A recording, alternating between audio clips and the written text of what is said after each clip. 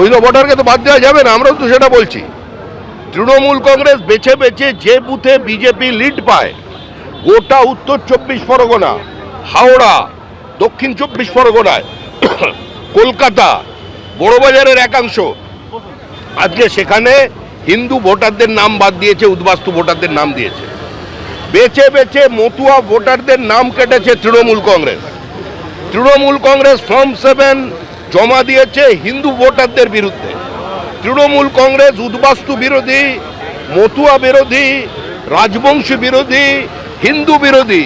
তৃণমূলের একমাত্র উদ্দেশ্য হচ্ছে বাংলাদেশি মুসলিম অনুপ্রবেশকারীদের ভোটার লিস্টে নাম রেখে দেওয়া, মৃত ভোটারের নাম রেখে দেওয়া।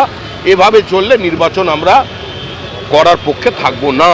আমাদের ফর্ম 7-এর শুনানি না করে কোনো নির্বাচন করা যাবে। আমি একটা কোর্টে কেস করেছিলাম এসআইআর নিয়ে, কারণ 1,20,00,000 লোকের নাম বাদ দেওয়া হয়েছিল। বেছে বেছে যেন উকুন বাজছে। 22 লক্ষ লোকের নাম আমরা ইতিমধ্যেই তুলতে পেরেছি, যতটুকু আমি জেনেছি। 18 লক্ষ বাদ আছে, তাদের প্রত্যেককে অ্যাপিল করাতে হবে, ট্রিব্যুনালে যেতে হবে, খরচা আমরা দেব। আর আজকে আমি খুশি, সুপ্রিম কোর্ট ভালো রায় দিয়েছে। এই যে জমা করছিল বাইরের নাম, 6 নম্বর ফর্ম, বাইরের আউটসাইডারদের ভোটারদের নিয়ে পদ্ম ফুলের বস্তা দিয়ে বাইরের নাম ঢোকাচ্ছিল। সুপ্রিম কোর্ট বলে দিয়েছে হবে না। আগে যারা অ্যাডজুডিকেশনে, যাদের নাম এখনো ঢোকেনি, তাদের অ্যাপিল গ্রহণ করা হবে এবং তাদের কেস ট্রিব্যুনালে যাবে।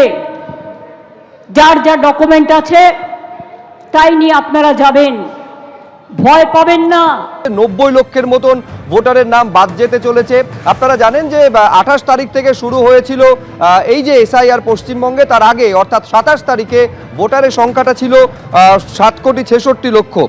এরপর যে প্রথম খসড়া তালিকা প্রকাশিত হয় তাতে নাম বাদ যায় 58 লক্ষ, আর তারপরে ফলে ভোটার সংখ্যা কমে দাঁড়ায় 7,08,00,000। 28 ফেব্রুয়ারি 2026 আরও 5,46,000 নাম বাদ যায়, অর্থাৎ এসআইআরে ভোটার কমে দাঁড়ায় 7,04,00,000।